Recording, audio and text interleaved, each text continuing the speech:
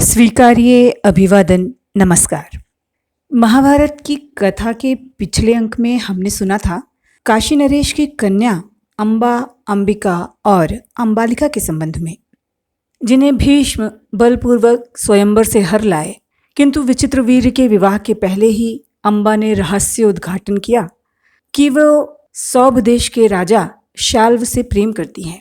भीष्म ने उन्हें वापस तो कर दिया, किंतु शाल्व ने अंबा को स्वीकार नहीं किया।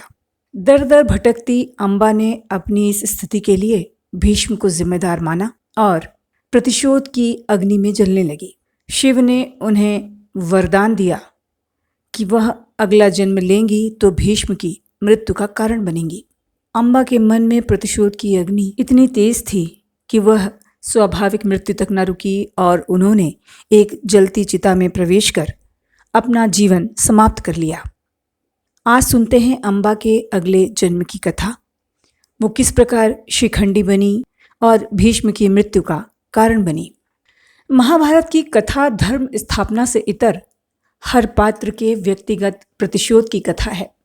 चाहे अंबा हो, गुरु द्रोण हो, पांचाल नरेश हो या पांचाली, शकुनी हो, धृतराष्ट्र, कर्ण या अश्वत्थामा। अहंकार में डूबे सत्ताधीशों के व्यक्तिगत स्वार्थ और प्रतिशोध की ज्वाला 18 दिन के युद्ध के बाद भी शांत नहीं हुई थी। ये आपको इन तमाम कथाओं और महाभारत के अंत होने के बाद की कथाओं में पता चलेगा। अंबा की शिखंडी होने के लिए सबसे पहले हमें पंचाल नरेश द्रुपद और द्रोणाचार्य की एक कथा को जानना होगा। तो आइए पहले चलते हैं द्रुपद और द्रोणाचार्य की तरफ। द्रुपद और द्रोणाचार्य सहपाठी थे। दोनों के बीच गहरी दोस्ती हुआ करती थी। इनमें से एक ब्राह्मण था और दूसरा क्षत्रिय। द्रोणाचार्य धनुर्विद्या में जबरदस्त पारंगत थे। एक दिन द्रुपद ने आपसी दोस्ती और लगाव के चलते द्रोण से कहा, जब मैं राजा बनूंगा तो अपना आधा राज्य तुम्हें दे दूंगा। हालांकि जब उन्होंने ये बात कही तो वो बालक ही थे, लेकिन आगे चलकर वो एक शक्तिशाली राज्य के राजा बने। दूसरी ओर द्रोणाचार्य अपना अध्ययन खत्म करके किसी राज्य में अच्छे अवसर की तलाश करने लगे, किंतु उन्हें कहीं राजगुरु होने का मौका नहीं मिला। द्रोण ने द्रुपद के पास जाने का फैसला किया। द्रोण जब द्रुपद के यहाँ पहुंचे तो उनका हाल देख पहरेदारों ने उन्हें भीतर नहीं जाने दिया। द्रोण को यह रवैया पसंद नहीं आया। उन्होंने द्वारपालों से कहा, जाओ अपने राजा से कह दो कि द्रोणाचार्य आए हैं। जिस अधिकार भरे अंदाज में द्वारपालों से उन्होंने कहा, द्वारपाल सहम गए और उन्होंने अंदर जाने की अनुमति दे दी। द्रुपद के पास संदेश गया कि एक सामान्य सा ब्राह्मण है जिसका नाम द्रोणाचार्य है। वो खुद को द्रुपद का मित्र बताता है।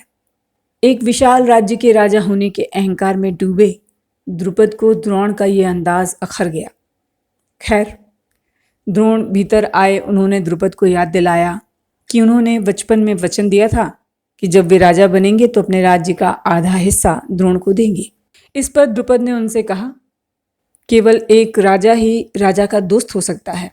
पहले खुद को देखो, तुम कुछ भी नहीं हो, चले जाओ यहाँ से।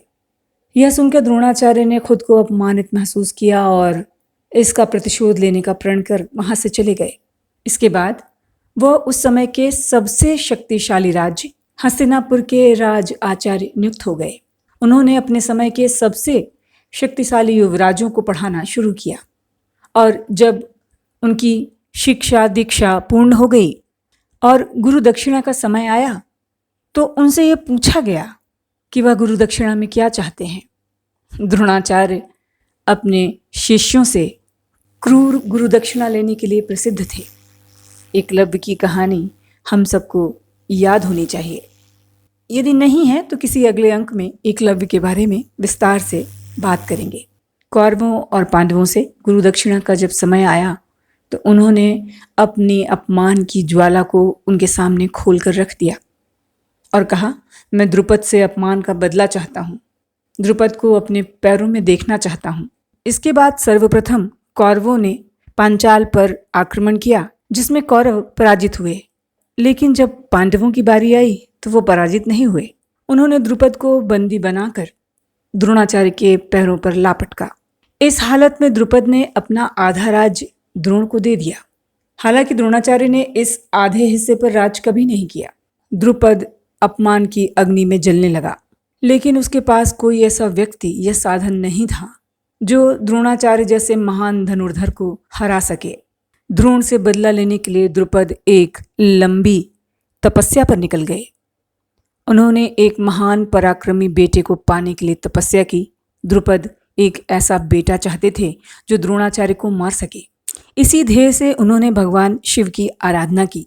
शिव ने उन्हें संतान होने का वर दिया, लेकिन द्रुपद के यहाँ पुत्री का जन्म हुआ। द्रुपद ने भगवान शिव का आवाहन किया और कहा, मैंने पुत्र कामना से आपकी तपस्या की थी। भगवान शिव ने कहा, अपनी पुत्री का लालन पालन पुत्र की तरह करो। विवाह के बाद वह पुरुष रूप में परिवर्तित हो जाएगी। राजा द्रुपद ने अपनी बेटी का लालन पालन एक बेटे की तरह किया। उसे युद्ध कला का प्रशिक्षण दिया। भगवान शिव के वरदान का स्मरण करते हुए द्रुपद ने सभी को यह बताया कि उनके यहाँ पुत्र ने जन्म लिया है। युवा होने पर द्रुपद ने शिखंडी का विवाह दशार्णराज हिरण्यवर्मा की कन्या से करवा दिया। जब हिरण्यवर्मा की पुत्री को पता चला कि मेरा विवाह एक स्त्री से हुआ है, तो उसने यह बात अपने पिता को बता दी। यह जानकर हिरण्यवर्मा ने पांचाल देश पर हमला किया। स्त्री रूपी शिखंडी को जब यह बात पता चली तो वो बहुत घबरा गई और प्राण त्यागने की इच्छा से वन चली गई। वन में शिखंडी को स्थूणा कर्ण नाम का एक यक्ष मिला और उसने शिखंडी की परेशानी का कारण पूछा। शिखंडी ने उसे सब कुछ सच सच बता दिया। स्थूणा कर्ण ने शिखंडी की सहायता के लिए अपना पुरुषत्व उसे दान दे दिया और उसका स्त्रीत्व स्वयं धारण किया और शिखंडी से कहा कि अपना कार्य सिद्ध होने पर तुम मुझे मेरा पुरुषत्व लौटा देना। शिखंडी ने भी हाँ कहा और अपने नगर लौट गया।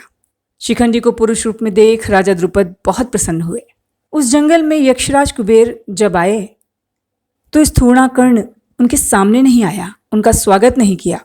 इससे यक्षराज बहुत क्रोधित हुए। तब स्थूणा कर्ण ने सामने आकर उन्हें सारा वृत्तांत कह सुनाया। यक्षराज कुबेर ने क्रोध में उसे शाप दिया कि अब तुम्हें इसे स्त्री रूप में रहना होगा। किंतु यक्ष स्थूणा कर्ण के क्षमा याचना पर उन्होंने कहा कि शिखंडी की मृत्यु के पश्चात तुम्हें तुम्हारा रूप फिर से प्राप्त हो जाएगा। तो इस प्रकार अंबा ने राजा द्रुपद के यहाँ जन्म लेकर पुरुष रूप धारण किया। आज की कथा में इतना ही। अब दीजिए अनुमति। नमस्कार।